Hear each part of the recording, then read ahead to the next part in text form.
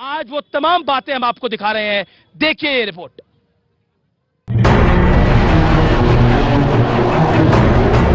Pakistan has taken no concrete action to dismantle the infrastructure of terrorism on its soil.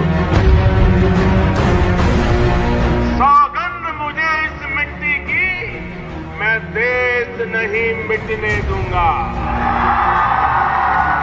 An intelligence-led operation in the early hours of today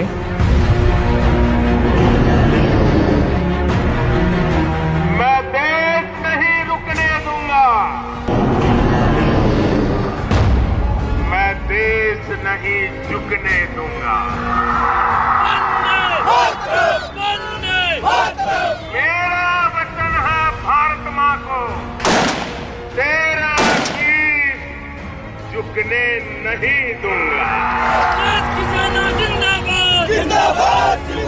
India struck the biggest training camp of the Jaish-e-Mohammed in Balakot.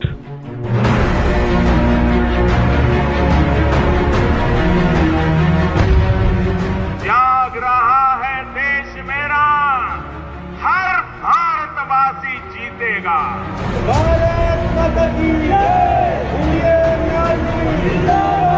सौगंध मुझे इस मिट्टी की, मैं देश नहीं मिटने दूंगा। प्रधानमंत्री कहता हो, हमें फिर से दोहराना है और खुद को याद दिलाना है, न भटकेंगे न अटकेंगे, कुछ भी हो हम देश नहीं मिटने देंगे।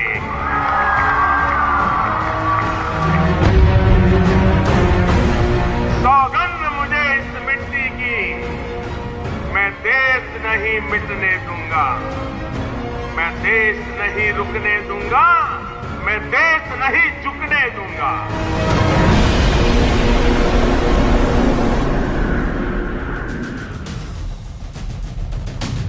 तो आज प्रधानमंत्री ने बोला कि मैंने सौगंध ली थी 2014 में। प्रधानमंत्री ने मोदी ने इसके अलावा कुछ नहीं बोला।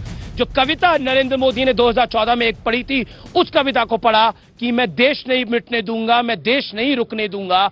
लेकिन हम आपको सिलसिलेवार तरीके से बताते हैं कि कब कब क्या क्या हुआ। 15 फरवरी तीनों सेना प्रमुख मिले। 18 फरवरी वायुसेना को 5 टारगेट बताए गए। 19 फरवरी आतंकी ठिकानों पर हमले के लिए फाइनल अप्रूवल मिला, जो कि सीसीएस से मिलता है। ऑपरेशन के लिए वायुसेना को 20 मिनट मिले, लेकिन वायुसेना ने 17 मिनट में यह कार्रवाई कर दिखाई। यह इंपॉर्टेंट है। और जमीन पर क्या तैयारी की गई थी, यह आप तमाम लोगों को जान के आपको हैरानी होगी। भारत ने एक पुरजोर प्लानिंग करी थी। शहीदों की 13वीं से पहले बदला लेने की रणनीति बनी। एक जब बैठक हुई सरकार की, तो एक नीति बनी कि 13वीं से पहले बदला लिया जाएगा। इसीलिए 12वें दिन को चुना गया, जो हमारे सूत्र कहते हैं। पाकिस्तान का ध्यान हटाने के लिए जम्मू कश्मीर में भारी सुरक्षा बलों की तैनाती हुई। बहुत बड़ी डिप्लॉयमेंट की गई। ध्यान हटाने के लिए 35 ए और धारा 370 का मुद्दा उछाला गया और पुरजोर तरीके से उछाला गया। यह प्लानिंग थी। उसके बाद पाकिस्तानी सेना भारत के जवाबी हमले को लेकर चौकस थी।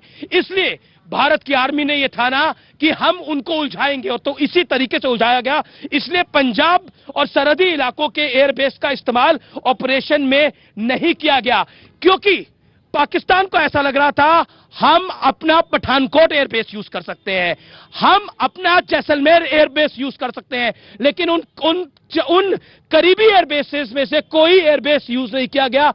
दूसरे एयरबेसेस को यूज किया गया। यह हम आपको बताना चाहते हैं। सर्दी इलाकों से दूर के एयरबेस इस्तेमाल किए गए। इस समय क्योंकि हमारे पास जानकारी है एयरबेस कौन सा इस्तेमाल हुआ, कुछ चैनल्स ने चलाया भी है, लेकिन पुख्ता जानकारी फिलहाल किसी के पास नहीं है, और स्ट्रेटेजिकली उसको हम खबर को नहीं आप तक पहुंचा रहे। सर, मैं आपसे शुरुआत करना चाहता हूं। 20 मिनट का टाइम, 17 मिनट में काम तमाम। बिल्कुल ठीक कहा आपने। जो बॉर्डर है पाकिस्तान का हमारे साथ, लाइन ऑफ कंट्रोल, उसमें हवाई जहाज में 12 मिनट में आप पहुंच सकते हैं टारगेट पे। तो यही किया। लेकिन आपको यह होना चाहिए कि मोदी जी ने बोला था 2 दिन पहले, इस बार हिसाब लेके रहेंगे। उन्होंने बोला था, उस वक्त उनके दिमाग में था, उन्होंने बंदोबस्त किया। और कमाल है, आज गए थे इस्कॉन में, बोला महत्वपूर्ण दिन है आज। लेकिन कमांड एंड कंट्रोल देखिए, उन्होंने अपने एयरफोर्स को बता दिया क्या करना है। आर्मी तैयारी है, तैयार है भारत, और इसने डिप्लोमेटिक भी किया, क्योंकि हमारा चैप्टर 7 जो है यूनाइटेड नेशंस कहता है कि सेल्फ डिफेंस के लिए, अपनी सुरक्षा के लिए आप कुछ भी कर सकते हैं। और यूनाइटेड नेशंस में सिक्योरिटी काउंसिल में बात हुई थी कि Jaish e Mohammed international tourist organization है, और ये भी बोला Masood Azhar is an international tourist. तो जो हमने आज किया, और हमारे गोखले साहब जो फॉरेन सेक्रेटरी हैं, उन्होंने ठंडी दिमाग से बोला हमने एक प्रीएम्प्टिव स्ट्राइक किया टेररिस्ट के ऊपर, पाकिस्तान पे नहीं किया। पाकिस्तान पे नहीं किया।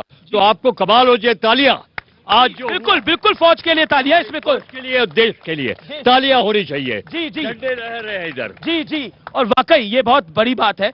सुधांशु त्रिवेदी मेरे साथ है। इंटरेस्टिंग बात एक ये भी है कि कल न्यूज 18 का एक बड़ा कार्यक्रम था राइजिंग इंडिया, जिसमें प्रधानमंत्री मोदी भी थे और अजीत डोभाल एनएस से भी थे। दिलचस्प बात यह है कि प्रधानमंत्री नरेंद्र मोदी ने कल के अपने जो राइजिंग इंडिया का भाषण था उसमें एक शब्द भी नहीं बोला था पुलवामा के बारे में, और मैं समझ सकता हूं कि उनके दिमाग में उस समय क्या चल रहा होगा, क्योंकि उसी रात 3:30 बजे ये बड़ा ऑपरेशन होना था। और एनएसए अजीत डोभाल भी थे, वो मुस्कुराते हुए वहां से चले गए, वो कुछ नहीं बोले। मैं सुधांशु त्रिवेदी आपके पास आता हूं। इस सरकार ने पहले एक सर्जिकल स्ट्राइक करी और अब एयर स्ट्राइक्स हुई हैं। महत्वपूर्ण दिन है देश के लिए, क्या कहना चाहते हैं आप? होम मिनिस्टर राजनाथ सिंह के पॉलिटिकल एडवाइजर भी। देखिए, मैं कहना चाहता हूं, मैं 2 दिन पहले टोंक में प्रधानमंत्री जी की रैली में था, जहां प्रधानमंत्री जी ने कहा था कि यदि इस आतंकवाद का हिसाब करना मेरे ही हिस्से में लिखा है तो वही सही। और आपने देखा कि सर्जिकल स्ट्राइक यानी हमने थल मार्ग से जाकर आगे बढ़कर प्रोएक्टिव होकर आतंक के अड्डों को नष्ट किया। इस बार नभ से जाकर हमने किया, तो थल और नभ दोनों से जाकर हमने चोट की है, क्योंकि हम अपने शहीद हुए एक भी जवान का बलिदान भूलना नहीं चाहते। मैं एक ही पंक्ति कहना चाहूंगा कि पुलवामा की धरती पे आतंक करने वालों सुनो, एक भी शहीद हुआ जवान नहीं भूले हैं, और दूध भी पिलाते हैं परंपरा हमारी मित्र, किंतु नाग यज्ञ का विधान नहीं भूले हैं।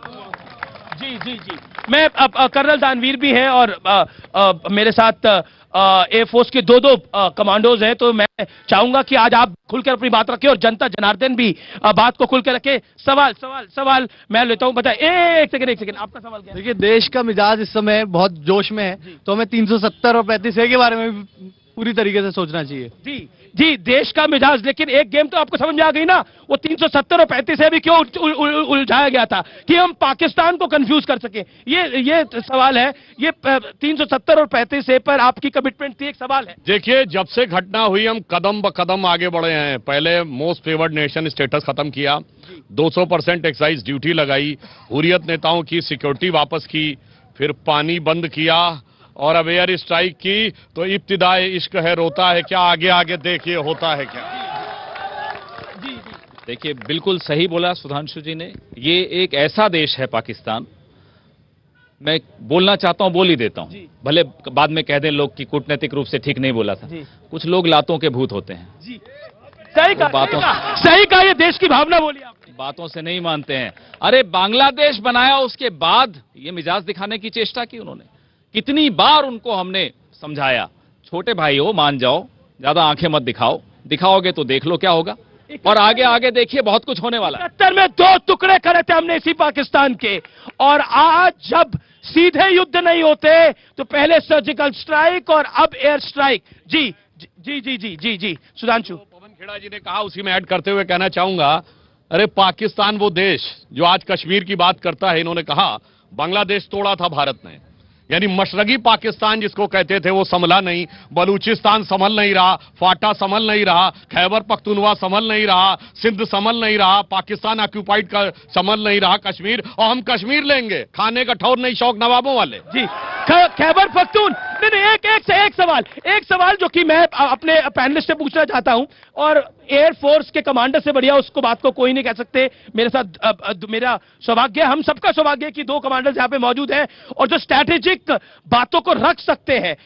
एक खबर बार बार ये आ रही है पाकिस्तान के हवाले से कि हमारे जो जहाज थे वो खैबर पख्तूनवा की तरफ से होकर आए।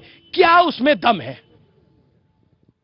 देखिए, फाइनली ये कह सकते हैं, क्या हुआ वहां हम नहीं कह सकते, पर हमने स्ट्राइक किया, स्ट्राइक सक्सेसफुल रहा और हमारे जहाज वापस आए स्ट्राइक सक्सेसफुल करके। पाकिस्तान के कुछ एक्सपर्ट्स कह रहे हैं कि जनाब ये पीओके नहीं है, ये पाकिस्तान है असल में, और भारत खेल रहा है हम लोगों के साथ। वहां के लोग ये बात कह रहे हैं। नहीं, पर ये पहली बार है कि हमने इतनी हिम्मत दिखाई है कि हम गए हैं उनके देश में, उनके कैंप को अटैक करके आए हैं।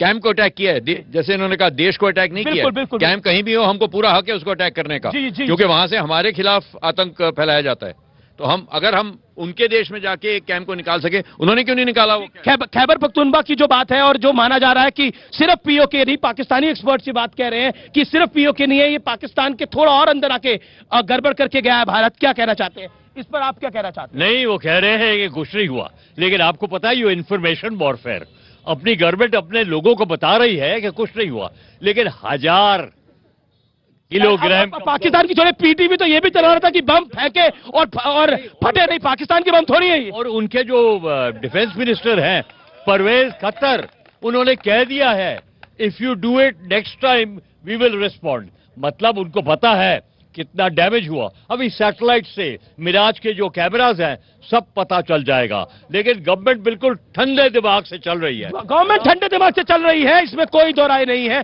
जी जी जी जी जी सर, आप कुछ कहना चाहते हैं, बताइए।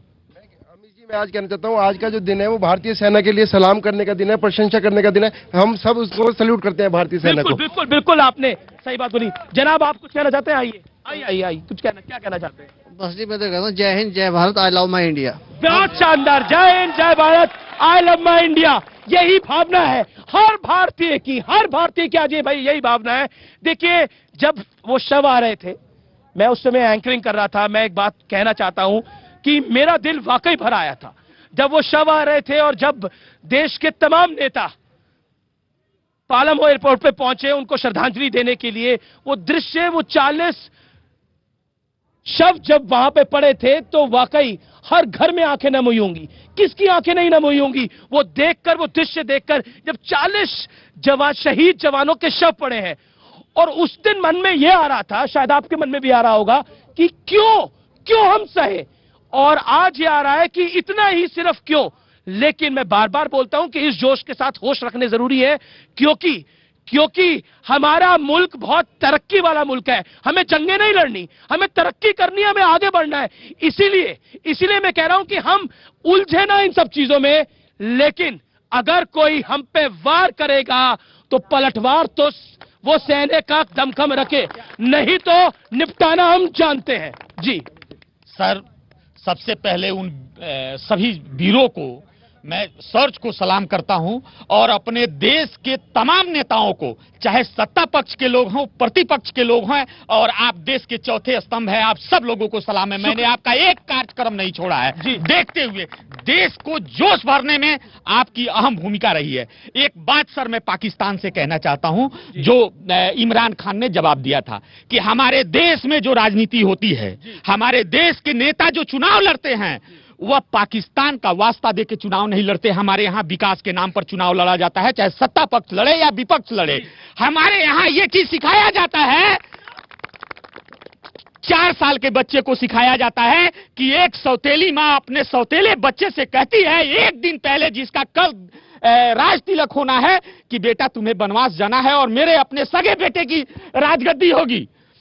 वह बेटा बिना कुछ सोचे हुए चला जाता है और वनवास चला जाता है। और संजोग खुशी की बात यह है कि जब वह बेटा आता है तो उस बड़े भाई का खड़ाऊ लाके 14 साल तक रखता है। हमारे देश के राजनीति इस पटल पर चलती है, न कि हमारे देश की राजनीति।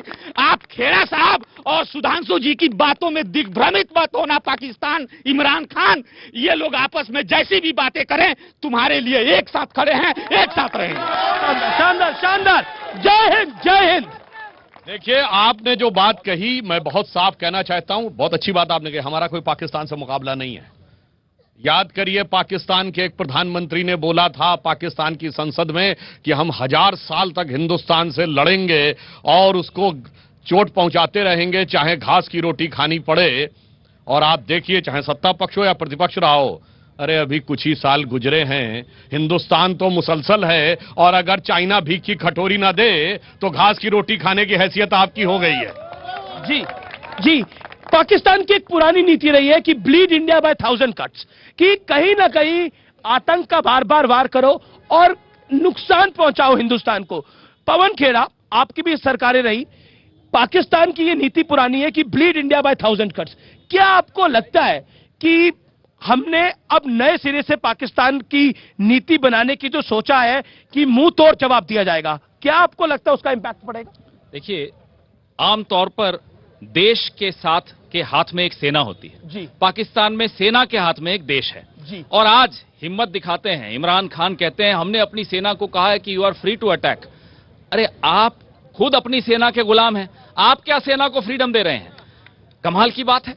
और दूसरी बात समझ लीजिएगा सुधांशु जी, हम पाकिस्तान समझ ले, भाई ने बहुत अच्छी बात कही जी। हमारे 1000 प्रश्न एक दूसरे से हो सकते हैं, 1000 निंदा हम एक दूसरे की करेंगे।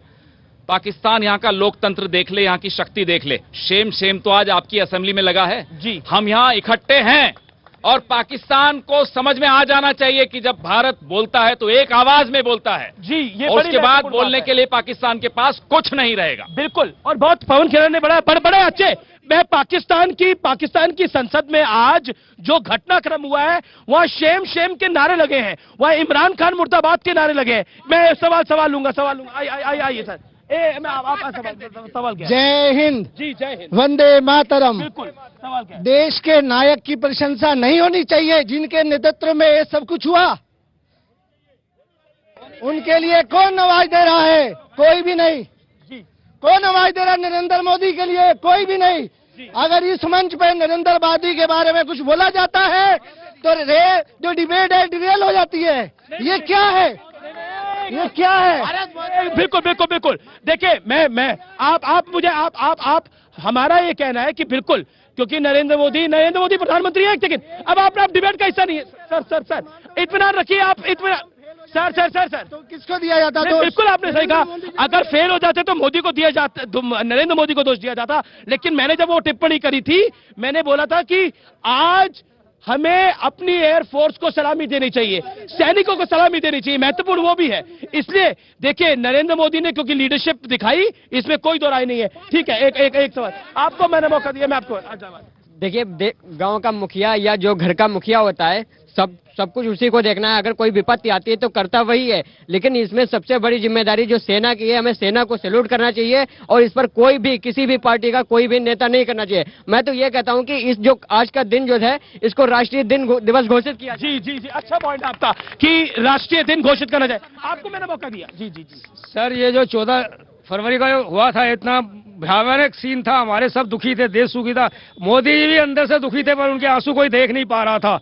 मोदी ने कहा था धैर्य रखिए, आज धैर्य का वो समय आ गया था। हमारे सैनिकों को सलूट, जितने भी सैनिक है, चाहे थल सेना हो, नभ सेना हो या जल सेना हो, हम उनको बहुत बहुत सलूट करते हैं। उन्होंने करके दिखा दिया कि हम कहां तक जा सकते हैं और कहां तक पहुंच सकते हैं। ये भावना है। MS बिट्टा मेरे साथ है। MS बिट्टा, ये भावना है, बताइए।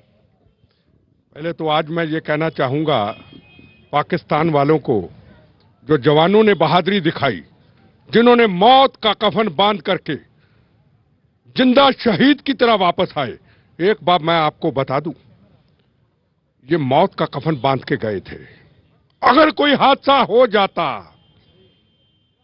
तो जवाब नरेंद्र मोदी को देना पड़ता। मैं किसी का प्रवक्ता नहीं हूं। देखो, मेरी बात सुनो, मेरे लिए पहले भी, आज भी, आगे भी प्रथम राष्ट्र रहेगा। ना मेरी पार्टी, ना मेरा परिवार, ना मेरे मां बाप, ना कुछ। पर जो जवानों ने बहादुरी दिखाई है और इतनी दलेरी के साथ उनके कैंपों को उड़ा दिया, 45 जवानों का बदला 300 नहीं 500 से ऊपर मार करके ले लिया। अरे इससे बड़ा क्या हो सकता है? और याद रखिए, यह 1935 का भारत नहीं, इंदिरा गांधी के बाद अगर स्टेप उठाया है तो एक राजनीतिक विल है। और पाकिस्तान को कहना चाहूंगा, सदियों से कश्मीर है मेरा, अब भी मुझसे दूर नहीं। तुम मांग रहे हैं कश्मीर, मुझे उसकी मिट्टी देनी। बीबी बच्चों से बढ़कर, बीबी बच्चों से बढ़कर कश्मीर तो हमारी जानू है। मत करना धमाके की बात, भारत का हर एक पत्थर परवानू है। वंदे मातरम। बहुत अच्छी बात बोली आपने, बहुत अच्छी बात बोली, इसमें कोई दो राय नहीं है। मैं आपके पास आऊंगा सवाल लेने के लिए, लेकिन इस समय जनता जनार्दन में एक हर्षोल्लास का मूड है। लेकिन मैं ये बात कह रहा हूं कि इस जोश में होश को रखना बेहद जरूरी है। 1971 के बाद हमने पाकिस्तान के बॉर्डर को क्रॉस करके पहली बार 1971 के बाद इंदिरा गांधी ने किया था, और उसके बाद 1971 के बाद 2019 में हम बॉर्डर क्रॉस करके पाकिस्तान के घर में घुस के आकर हम मार के आए हैं। ये वाकई इस देश के लिए, हम सब के लिए पूछ रहे हैं इस देश के अंदर कि आखिरकार आतंकवाद के खिलाफ भारत की जो रणनीति है क्या वो अब कारगर साबित होगी। और इसी बीच बड़ी खबर यह है कि प्रधानमंत्री नरेंद्र मोदी ने तीनों सेना अध्यक्षों से, वायुसेना, आर्मी और उसके साथ साथ नेवी के अध्यक्षों से यानी चीफ से बातचीत करी है और बधाई दी है। अब से कुछ देर पहले ये बधाई दी गई है, आपको जानकारी हम दे देते हैं। प्रधानमंत्री ने औपचारिक रूप से उनको बधाई दी है जो कार्रवाई की गई है। और आज प्रधानमंत्री ने बेहद सामान्य दिन बताया, जैसा प्रधानमंत्री हमेशा बिताते हैं। आज वो एक कार्यक्रम में गए, उसके बाद वो मेट्रो से इस्कॉन मंदिर गए। तो एयर स्ट्राइक्स करने के बाद भारत ने यह कहा कि हमने सिविलियंस पे अटैक नहीं करा, यह अटैक आतंकियों पर ही था और उसके अलावा कुछ नहीं था। पब्लिक बहुत कुछ कहना चाहती है, जिनके मन में बहुत सारे सवाल हैं। आप सब अपना हाथ खड़ा कर सकते हैं इत्मीनान से, मैं आप सबको मौका दूंगा। मैं आपके पास आऊंगा, आप काफी देर से हाथ खड़ा कर रहे हैं, मैं आपके पास आऊंगा। बताइए आप मैडम आप कुछ कहिए, बताइए। पहले तो मैं इस देश की सेना को सैल्यूट करती हूं, जिन्होंने आज ये दिखा दिया कि हमारा हिंदुस्तान, जिस हिंदुस्तान की जो सेना है, अगर किसी ने भी हमारे देश की तरफ आंख उठाने की कोशिश करी तो ये सेना उनको मुंह तोड़ जवाब देना जानती है। मेरा सवाल यही है कि मैं तो ये कहना चाहूंगी, हमारे जितनी भी देश की जनता है, जो हमारा चुनाव होने वाला है, वो चुनाव पे खर्चा ना करके हमारे देश के प्रधानमंत्री को निर्विरोध ही उनको प्रधानमंत्री बना दिया जाए। जी, ये आप कहना चाहेंगे? ठीक है। मैं सबसे पहले पाकिस्तान को याद दिलाना चाहती हूँ 14 फरवरी का दिन। बिल्कुल 14 फरवरी हम आंखें नम हो जाती हैं। 14 फरवरी हम याद कर रहे हैं और आज का दिन पाकिस्तान याद करेगा। आज का दिन पाकिस्तान जी बिल्कुल। और कोई आप क्या अपना पॉइंट आप बताइए, क्या कहना चाहते हैं सर? मैं कांग्रेस के प्रवक्ता से ये कहना चाहता हूं कि 14 फरवरी का जब हमला हुआ था तो लोगों ने ये कहा था कि कहां है 56 इंच का सीना। क्योंकि उस समय मोदी का क्रिटिसिज्म कर रहे थे। परंतु आज जबकि उन्होंने इतना जबरदस्त काम किया है, उनकी प्रशंसा करना भी उनका नैतिक कर्तव्य है। ठीक है, पवन खेड़ा कुछ कहेंगे? 14 के तुरंत बाद हमने कहा और आज फिर दोहरा रहे हैं, हम सरकार के साथ खड़े हैं। जब भी सरकार कोई एक्शन लेगी हम उसके साथ खड़े होंगे। जैसे 1971 में उस वक्त का विपक्ष हमारे साथ खड़ा था, 1999 में हम विपक्ष में थे, अटल बिहारी वाजपेयी जी के साथ खड़े थे। इसमें आप भारत को कमजोर मत मानिएगा। भारत की मजबूती इसी बात में है कि हम तमाम राजनीतिक दल, आप कितनी ही कोशिश कर ले पाकिस्तान, हम एक खड़े रहेंगे। इसमें किसी को कोई डाउट नहीं होना चाहिए, कोई संशय नहीं होना चाहिए। सेना को हम बार बार मुबारक देते हैं और ये ऐसी सेना है जिसने, और HAL को हम मुबारक देते हैं जो मिराज 2000 गए, जो हमारे अपने यहां से बने हुए गए हैं विमान, उन तमाम इंजीनियर्स को हम मुबारक देते हैं। हमारे देश का एक एक नौजवान, एक एक करदाता, एक एक व्यक्ति को हम मुबारक देते हैं। पिछली सारी सरकारों को हम मुबारक देते हैं कि सेना को इस स्थिति में रखा कि जब चाहे पाकिस्तान को जवाब दे सके। जी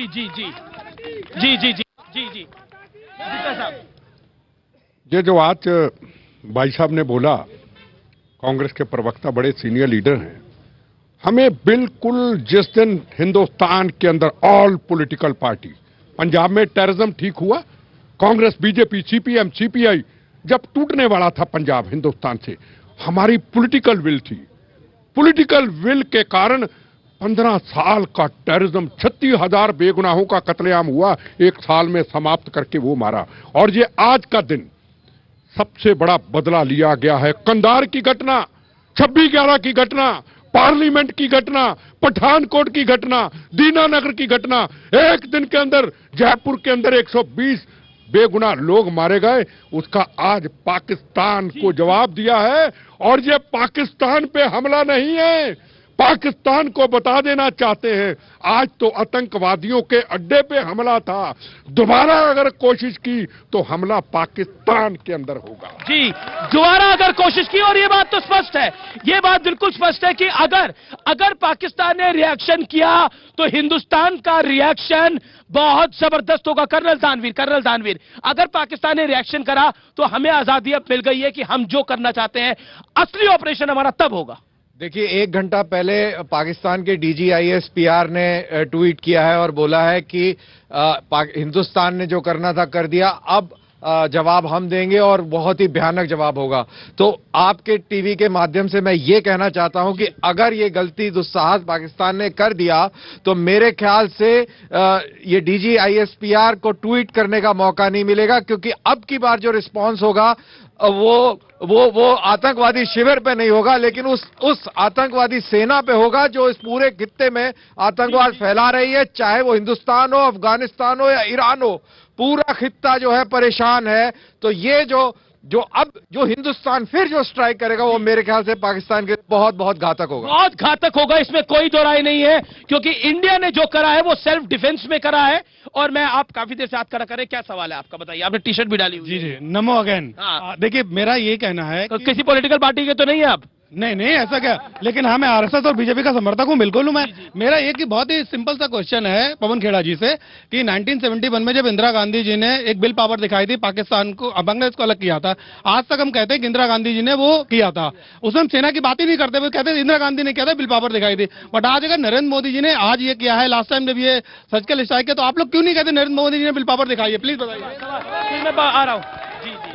ये कंजूसी क्यों कर लेते हैं? नहीं, कोई कंजूसी नहीं। एक पूरा देश टुकड़े कर दिया, उसके लिए एक राजनीतिक विल की आवश्यकता होती है।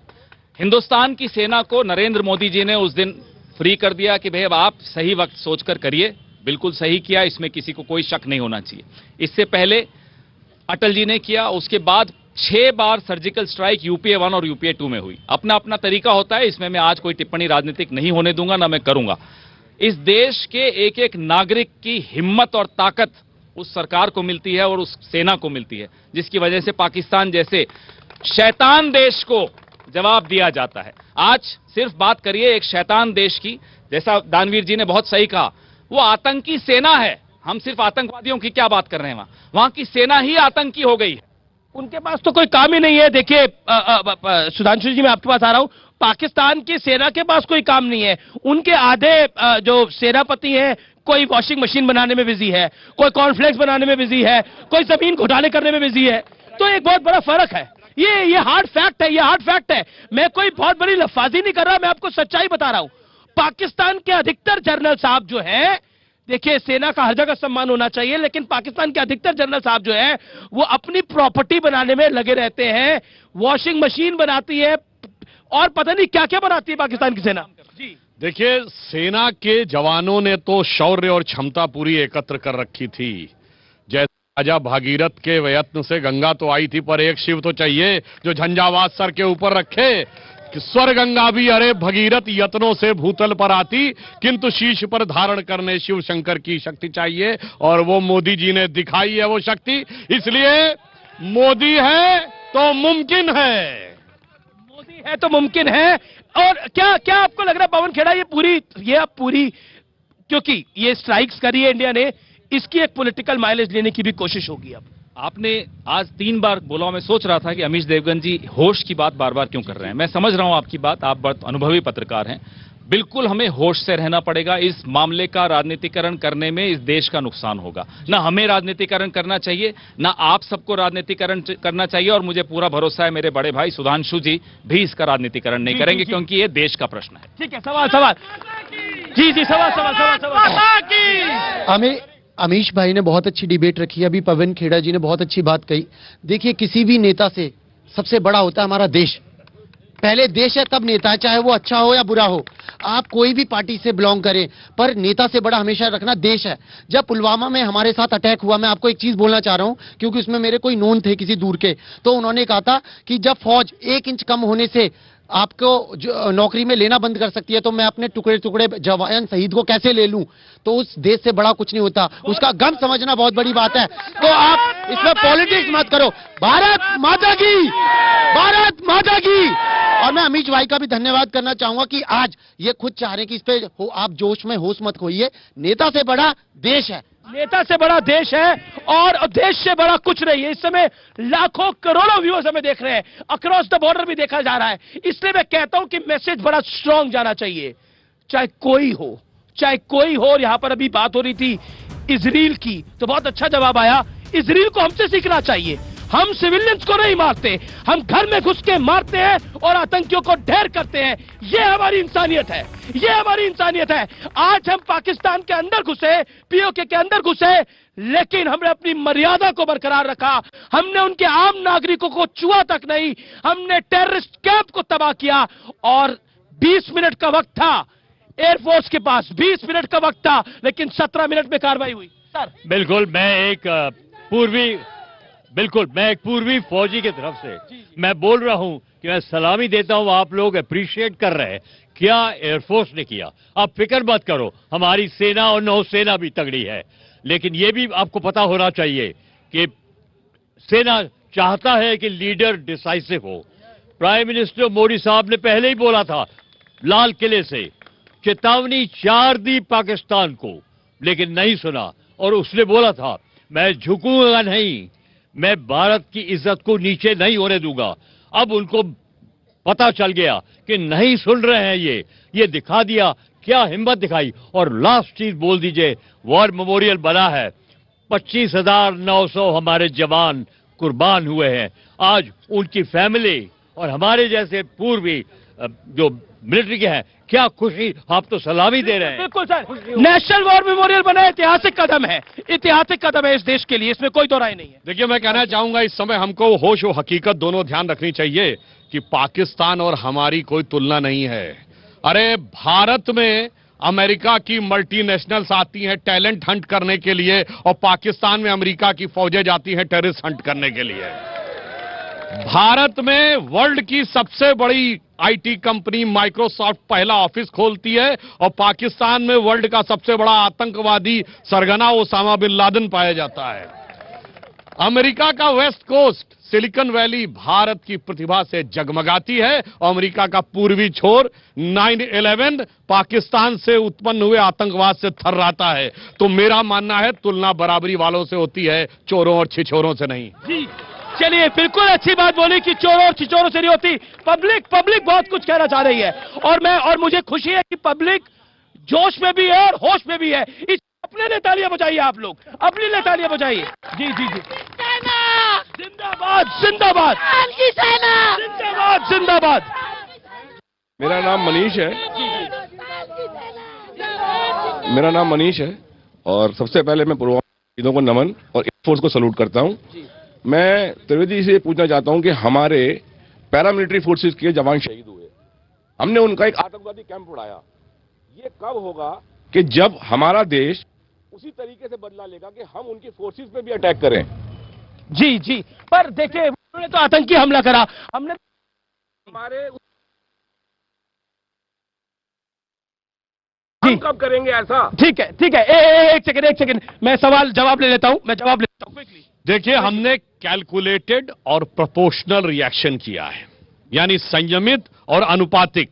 जैसा कि अभी आपने बताया 40 मारे थे, हमने 300 मार के दिखाया है। अब यदि उनकी तरफ से, जैसा आपने कहा, कुछ करने का दुस्साहस हुआ, तो फिर उसका परिणाम उसी के अनुसार भयानक होगा।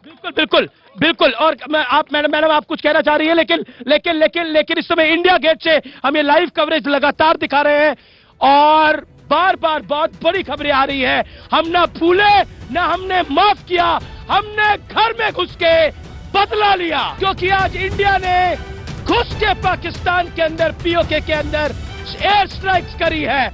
और इसीलिए तिरंगा तिरंगा लहरा रहा है, तिरंगा लहरा रहा है, तिरंगा लहरा रहा है और तमाम लोग जश्न मना रहे हैं। लेकिन मैं बार बार बोल रहा हूं, इस जोश के साथ होश भी चाहिए। एक यहाँ पर बहुत छोटा बच्चा है जो कुछ कहना चाहता है। कौन सी क्लास में पढ़ते हो बेटा? कंग्रेचुलेशंस मोदी जी, आज हर भारतीय नागरिक का सीना 56 इंच का नहीं 58 इंच का हो गया है। भारत माता की जय। जय। आपने आप कह रहे प्रधानमंत्री को बधाई दे रहे हैं। और कोई सवाल? और कोई सवाल? सवाल एक करके मैं इत्मीनान से आऊंगा। आप अपनी बात को रखिए, सवाल पूछिए, भाषण मत दीजिए। नहीं, मेरा क्वेश्चन है कि 26/11 में जब ये हमला हुआ था तो 2 साल लग गए थे इंसाफ मिलने के लिए और अभी सिर्फ 10 दिन में मिल गए। मेरा ये है कि अगर आप लोग सर्जिकल स्ट्राइक करते हो तो बताते क्यों नहीं हो? जी पवन खेड़ा जी, आपका सवाल समझ में आ गया, सवाल जवाब सुन लेते हैं।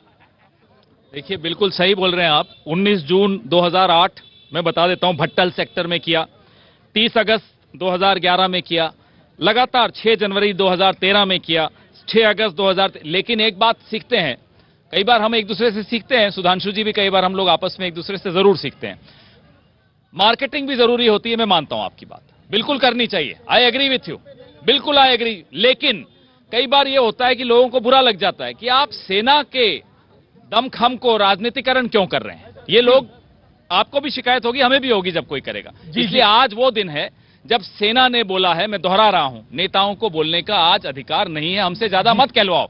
आज सेना बोल रही है, पाकिस्तान सुन रहा है। जी मैं एक सेकंड सवाल एक सेकंड मैं आपका सवाल लूंगा। मैं एक सवाल सर, सबसे पहले मेरा सवाल है सुधांशु जी से कि अभी जो सर्जिकल स्ट्राइक या एयर स्ट्राइक हुआ पाकिस्तान में, उसके लिए पूरा देश इकट्ठा है, पूरा देश एक साथ है, पूरा देश भारत माता की जय का नारा लगा रहा है। लेकिन एक सवाल सुधांशु जी से है कि हमारे देश में जो छुपा हुआ गद्दार है, जो अपने देश से गद्दारी कर रहा है, जो हमारे देश में हमारे सैनिकों पे पत्थर बरसा रहा है, उस पे कब कार्रवाई होगा? सर आराम सर, चेलों पे तो हुआ, गुरु घंटालों पर सर्जिकल स्ट्राइक कब होगी? और ये इसको जानने के लिए देश बहुत उत्सुक है। देखिए, चेलों पर हुआ, बाकियों पे कब होगा? सुधांशु। अंदर वालों पर भी मैं बताना चाहता हूं, हमारी सरकार आने के बाद हुर्रियत नेताओं से कोई बात नहीं की, हुर्रियत को पाकिस्तान से बात नहीं करने दी। जो पैसा आ रहा था, उसके बाद ईडी के मुकदमे हुए हमारे जमाने में, एनआईए के केस हुए हमारे जमाने में, ये तो पुलवामा से पहले का है, और सिक्योरिटी विड्रॉ हुई हमारे जमाने में। तो ना हमने अंदर वाले को छोड़ा, न बाहर वाले को छोड़ा, और न चेले को छोड़ेंगे और न गुरु को छोड़ेंगे। क्योंकि आज मोदी जी ने अभी गीता, सबसे बड़ी गीता का विमोचन किया था ना, तो उसमें क्या लिखा है? परित्राणाय साधूनाम विनाशाय च दुष्कृताम धर्म संस्थापनार्थाय संभवामि युगे युगे। जी आप जनता का मूड देख रहे हैं, आप जनता के मूड को भांप पा रहे हैं क्या? आपको पता नहीं, ने ये कह दिया, अपनी को खुली छूट दे, भाग जाओ, खुली छूट दे दी। वंदे मातरम, भारत माता की जय। और मैं एक चीज जरूर कहूंगा, एक उस व्यक्ति का नाम लेना चाहूंगा जहां धनोआ साहब का, एयर मार्शल का, अजीत डवाल, उसको पढ़िए, उसको सोचिए, जो 7 साल पाकिस्तान में रह के इतना बड़ा ऑफिसर वहां फ्रूट की रेडी लगा के आपके लिए, राष्ट्र के लिए, मातृभूमि के लिए काम करता रहा। आज के दिन उसका भी सबसे बड़ा रोल है, हमें उसको भी सैल्यूट करना चाहिए। एनएसए अजीत डोवल की बात कर रहे थे, ठीक है। एक छोटी सी बात मैं फौजी पूर्वी की तरह से बोलना चाहता हूं। आज प्राइम मिनिस्टर साहब गए थे इस्कॉन टेम्पल, गीता की बात की थी। हमें यह है कि हमारा देश है, उसकी फौज है, पाकिस्तान में फौज है, वो उसका देश है। तो हमको सोच होनी चाहिए, इसके बाद लोगों को पाकिस्तान में पता होना चाहिए कि उनकी फौज गद्दार है। अगर जो ये हो गया और हमने कुछ फायदा लिया, बहुत ही फायदा होगा इस स्ट्राइक से, कि लोगों को पूरी दुनिया में तो पता चल गया, पाकिस्तान में पता चलना चाहिए आईएसआई क्या है। कुछ है नहीं अभी। पीछे तिरंगा लहरा रहा है, हम सबके पीछे तिरंगा लहरा रहा है, ये बड़ी बात है। आप कुछ मैडम काफी देर से कहना चाह रहे हैं। Sir, I would like to say जो आज हुआ वो बहुत बड़ा था, but that was still incomplete because the main terrorist are alive. So are we going to wait till Pakistan to retaliate on this, और our next action will be enforced? जोश में होश की बात है ये सुधांशु त्रिवेदी हालांकि मैं जानता हूं कि हम नहीं चाहते कि बड़ी पब्लिक के अंदर आप स्ट्रेटेजी को पूरी अब बताएं, लेकिन फिर भी कुछ कहना चाहते हैं। देखिए, हम इस विषय पे पूरी तरह गंभीर और सजग भी हैं, क्योंकि हमें उससे किसी भी प्रकार की हल्की और छिछोरी हरकत की पूरी उम्मीद है। तो हम सेनाओं के सीमा पर भी सतर्क हैं और हर दृष्टि देश के अंदर भी सतर्क हैं। मगर अभी जो उन्होंने एक बात कही ना, बड़ी अच्छी बात, भागने की बात बिट्टा साहब ने कही। हम बचपन में, हमें याद है कि सबसे लंबा रनअप लेने वाले इमरान खान ही थे, 45 कदम का रनअप लेके भागते थे। तो मुझे लगता है उनकी फौज को उससे शिक्षा लेकर कहना चाहिए, भाग, वो आगे का शब्द नहीं बोलूंगा जो गाना था ना, भाग फलाना भाग, भाग। जी कर्नल दानवीर साहब एक बड़ी इंपॉर्टेंट बात बोली कि हम पाकिस्तान रिटेलिएट करे ना करे, क्योंकि पाकिस्तान में दम नहीं है रिटेलिएट करने का, इसलिए वो छुटपुट आतंकी घटना कराने की कोशिश करेगा इस देश के अंदर, एक डिवाइड करने की कोशिश करेगा इस देश को। देखिए, हम सबको भारतीय सेना पे बहुत विश्वास होना चाहिए। अगर पाकिस्तान ने ये दुस्साहस कर दिया तो उसके लिए बहुत ही घातक सिद्ध होगा। ये सबको बिल्कुल आश्वस्त होना चाहिए इस बात पर। और जो भारतीय सेना है वो आखिरी गोली, आखिरी दुश्मन के जज्बे से ट्रेन होती है, तैनात होती है और खड़ी रहती है। अगर देश का नेतृत्व सही दिशा में दिखाए रहा और लोगों का सपोर्ट हो तो आपकी देश आप बहुत कमाल। एक महिला खड़ी, मैं आ रहा हूँ आपका, आप मैडम कुछ कहना चाह रही है काफी देर। ये बोलना चाहती हूँ कि अगला ये जो 35A और 370 ये कब खत्म होगा, ताकि सारे भारतीयों उस पर फिर से इसी तरह से गर्व करें जैसे कि आज हो रहा है। जी सर, मैं काफी देर से, सबसे पहले तो मैं अपनी सेना को नमन करता हूँ कि मतलब आज जो सवाल क्या सर, मेरा क्वेश्चन सर कांग्रेस पार्टी के अधिवक्ता से ये है कि मतलब वो अभी कैसे हाथ में हाथ मिला के बोल सकते हैं, वो हमारे सेना से सर्जिकल स्ट्राइक का सबूत मांगते हैं और अभी वो बोल रहे हैं कि नहीं हम सेना के साथ हैं। वो बिल्कुल नहीं करें, क्योंकि हमारे पास जो मिराज 2000 जो अभी जो जिससे अटैक हुआ वो पहले भी थी, कोई आज नहीं आई है। लेकिन मुंबई हमले में बात तो पहले भी था, लेकिन 71 के बाद हमला तो इसी प्रकार में हुआ है। सेना से कभी सबूत नहीं मांगा गया, जो राजनीतिकरण करा था उस पर प्रश्न उठाया गया। आज उस बात का वक्त नहीं है, आज हम सब एक खड़े हैं। किसी को प्रयास नहीं करना चाहिए कि अलग अलग भाषा में बात करें, बिल्कुल इसमें अलग भाषा में बात नहीं करनी। एक आपने बहुत अच्छी बात कही, जी पब्लिक बहुत अच्छा, जी मैडम ने एक बड़ी अच्छी बात कही। मैडम आपकी बात सही है, पार्लियामेंट हमला हुआ, 26/11 हुआ, अजहर मसूद को वहां तक छोड़ने गए, ये सब घाव हमारे दिल पे हैं। हम हो या सुधांशु जी हो, एक एक घाव का बदला किसी की भी सरकार हो लिया जाएगा, ये आपको वादा करते हैं। एक कम्युनल डिवाइड पे मैं बात कहना चाहता हूं। अरे भारत ने जब परमाणु विस्फोट किया था 98 में, तो श्री अटल बिहारी वाजपेयी के अलावा 2 ही लोगों को उसके बारे में पता था, CIA तक को नहीं पता था। एक हमारे तत्कालीन रक्षा मंत्री जॉर्ज फर्नांडिस और दूसरे डॉक्टर APJ अब्दुल कलाम।